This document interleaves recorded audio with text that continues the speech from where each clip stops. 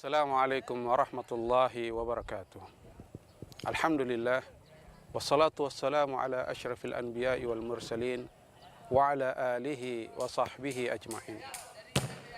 Para pemirsa yang budiman, orang tua adalah merupakan sebab keberadaan kita di atas dunia ini.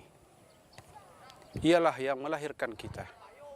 Dan kita perhatikan di dalam Al-Quran, di dalam hadis, atau di dalam agama kita secara umum, Allah Subhanahu wa Ta'ala dan Rasulnya memberikan perhatian khusus terhadap bakti kepada kedua orang tua dan mengancam mereka-mereka yang durhaka kepada orang tua dengan ancaman yang keras. Islam menganjurkan kita untuk senantiasa berbakti kepada kedua orang tua. Banyak sekali ayat-ayat dalam Al-Quran yang menganjurkan kita untuk berbakti dan berbuat baik kepada kedua orang tua kita. Allah Subhanahu wa Ta'ala berfirman, "Wa qada rabbuka alla ta'budu illa iyyah wa bil walidaini ihsana."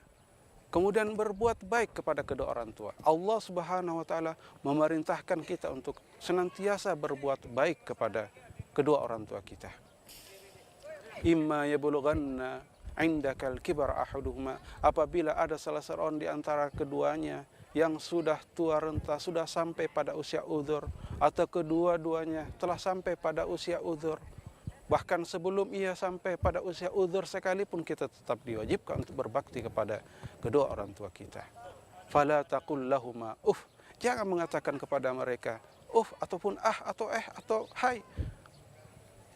Wala tanharhuma, dan jangan menghardik, jangan membentak. Wa qul lahuma qawlan karima, dan ucapkanlah kata-kata yang manis, ucapkanlah kata-kata dengan rendah hati, ucapkanlah dengan kata-kata yang tidak membentak ataupun tidak menghardik, tapi dengan kata-kata yang baik, ya, yang mengandung kasih sayang. Allah Subhanahu wa Ta'ala juga berfirman dalam ayat yang selanjutnya, waqfid lahuma janaha dhulli minar rahmah wa qul rabbirhamhuma kama rabbayani saghira. Ya. Waqfid lahuma janaha dhulli minar rahmah. Hendaklah engkau merendahkan dirimu di hadapan kedua orang tuamu dengan penuh kasih sayang. Waqfid lahuma janaha dhulli minar rahmah wa qul rabbirhamhuma kama rabbayani saghira. Dan selalulah berdoa kepada Allah Subhanahu wa Ta'ala, mendoakan keduanya. Rabbirhamhuma, ya Allah rahmatilah keduanya. Ya Allah rahmatilah keduanya, kasihilah keduanya. Kama rabbayani saghira, sebagaimana keduanya telah mengasihi aku sejak masa kecil. Rabbirhamhuma kama rabbayani saghira. Allah Subhanahu wa Ta'ala menganjurkan kepada kita, memerintahkan kepada kita untuk senantiasa merendahkan diri kita di hadapan orang tua kita dengan kata-kata yang baik, bahkan selalu mendoakan keduanya. Allahumma ghafir lahu warhamhu wa'afihi wa'fu anhu. Kalau ketika meninggalnya saja kita diperintahkan untuk berbuat baik kepadanya, apalagi ketika dia masih hidup, ya. Apalagi ketika kedua orang tua kita sudah sampai pada usia lanjut. Rasulullah Shallallahu Alaihi Wasallam mengatakan dalam salah satu hadis, ragima anfuh, summa ragiba anfuh, summa ragima anfuh. Qila man ya Rasulullah? Ya. Qala man adraka abawaihi indal kibari ahaduhuma aw kilahuma falam yadkhulul jannah. Ragima anfuh, celakalah ia. Ragima anfuh, celakalah ia. Summa ragima anfuh, kemudian celakalah ia. Siapa ya Rasulullah? Para sahabat bertanya, siapa ya Rasulullah? Di sini Rasulullah Shallallahu Alaihi Wasallam bersabda, ragima anfuh, celakalah ia. Summa ragima anfuh, kemudian celakalah ia. Summa ragima anfuh, kemudian celakalah ia. Qila, ada yang bertanya kepada Rasulullah, man ya Rasulullah, siapa mereka ya Rasulullah? Siapakah orang yang celaka itu ya Rasulullah? Qala, beliau bersabda, man adraka abawaihi indal kibari ahaduhuma aw kilahuma falam yadkhulul jannah. Siapa yang mendapati kedua orang tuanya sudah tua renta, baik salah seorang di antaranya atau dua-duanya, tetapi justru dia tidak bisa masuk surga, karena dia tidak berbakti kepada keduanya. Artinya apa? Bahwa kedua orang tua kita ini adalah merupakan sarana untuk masuk surga. Oleh karena itu pula dalam hadis yang lain, Rasulullah Shallallahu Alaihi Wasallam bersabda, "Ridhallahi fi ridhal walidain, wa sukhtullahi fi sukhtil walidain." Keridhaan Allah Subhanahu Wa Taala ada pada keridhaan kedua orang tua. Sebagaimana murka Allah, kemarahan Allah itu terdapat pada kemarahan dan murka dari kedua orang tua. Artinya apa? Apabila kedua orang tua kita ridha terhadap kita, maka insya Allah Allah Subhanahu Wa Taala akan ridha kepada kita. Demikian pula sebaliknya, ya, kalau orang tua kita tidak ridha kepada kita, orang tua kita marah kepada kita, maka tentu Allah Subhanahu Wa Taala juga tidak akan ridha kepada kita, dan Allah Subhanahu Wa Taala akan murka kepada kita. Oleh karena itulah, jadikanlah kedua orang tua kita, mumpun orang tua kita masih hidup, mumpung orang tua kita masih ada, terutama ketika mereka berdua sudah tua renta, membutuhkan bantuan kita, membutuhkan bakti kita. Jadikan keberadaan mereka sebagai sarana yang mengantarkan kita ke dalam surga. Jangan sampai seperti yang dikatakan oleh Rasulullah, celakalah ia kalau kedua orang tuanya masih hidup, tapi justru dia tidak bisa masuk surga karena keduanya, tapi justru masuk neraka. Ya. Ini menunjukkan bahwa kita wajib untuk berbakti kepada kedua orang tua, dan haram hukumnya durhaka kepadanya. Jadi durhaka kepada kedua orang tua adalah merupakan sebuah dosa besar. Ya. Kecuali kalau misalnya mungkin kedua orang tua kita memaksa kita untuk murtad, memaksa kita untuk mempersekutukan Allah, memaksa kita untuk maksiat kepadanya, maka pada saat itulah kita boleh untuk menentang, boleh untuk menolak, tapi tetap dengan cara-cara yang ma'ruf, tetap dengan cara-cara yang baik, tetap dengan ucapan-ucapan yang baik. Wa in jahadaka ala an tusyrika bima laysa laka bihi ilm fala tuti'huma wa sahibuhuma fid dunya ma'rufa. Ini adalah merupakan ajaran dari Allah Subhanahu wa taala.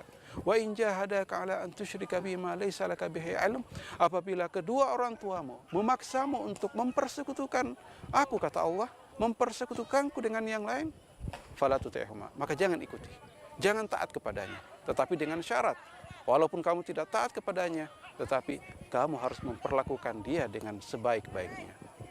Fala tuti'huma wa sahibuhuma fid dunya ma'rufa. Artinya kita diperintahkan di dunia untuk memperlakukan dia dengan baik. Mudah-mudahan kalau kita memperlakukan dia dengan baik, walaupun dia adalah orang yang kafir, walaupun dia adalah orang yang tidak masuk Islam, dia berada di luar Islam, ya, tapi dengan pergaulan yang baik, kemudian akhirnya dia bisa masuk Islam. Dan ini yang kita lihat pada kehidupan sebagian sahabat-sahabat Rasulullah Sallallahu Alaihi Wasallam.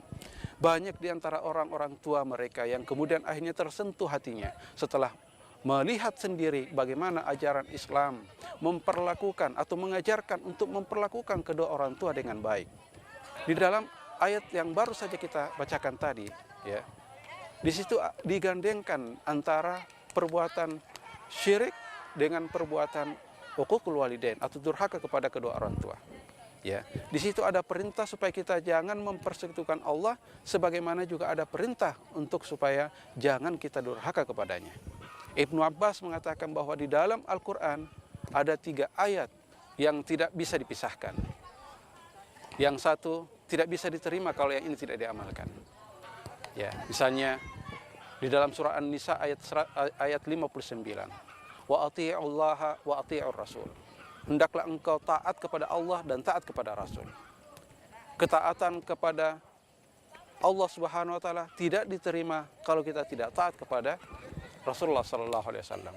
Sebagaimana ketaatan kepada Rasulullah tidak diterima kalau kita tidak taat kepada Allah Subhanahu wa taala. Itu ayat yang pertama. Ayat yang kedua adalah surah An-Nur ayat 56, ya. Di situ dikatakan wa aqimus salata wa atuz zakah. Ya, di dalam ayat juga banyak disebutkan ayat-ayat yang semisal, ya, wa aqimus shalah wa atuz zakah, hendaklah engkau mendirikan salat dan mengeluarkan zakat. Zakat kita keluarkan tapi kita tidak salat, ini tidak diterima. Kita melaksanakan salat tapi tidak mengeluarkan zakat, salat pun tidak diterima. Jadi keduanya saling bergandengan. Dan ayat yang ketiga yang baru kita bacakan di awal pertemuan kita, di situ dikatakan dalam surah Luqman, ya, wa anishkurli wali walidaik. Hendaklah engkau bersyukur kepadaku, hendaklah engkau berterima kasih kepadaku, wal wali, dan demikian pula dengan kedua orang tuamu. Artinya apa? Bahwa kita bersyukur kepada kedua orang tua kita itu baru diterima kalau kita bersyukur kepada Allah Subhanahu wa taala. Sebagaimana syukur kita kepada Allah Subhanahu wa taala baru diterima kalau kita bersyukur dan berterima kasih kepada kedua orang tua kita.